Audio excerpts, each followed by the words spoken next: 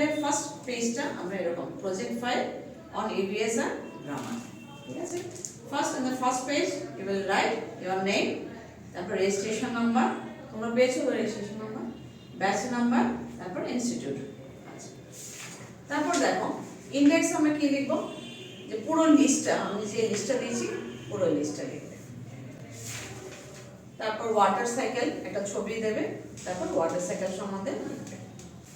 এরপর দেখো এই যে ওয়াটার সাইকেল, যে first you will draw a water cycle, then এই যে দেখো প্রেসিপিটেশন পড়ছে, ঠিক আছে।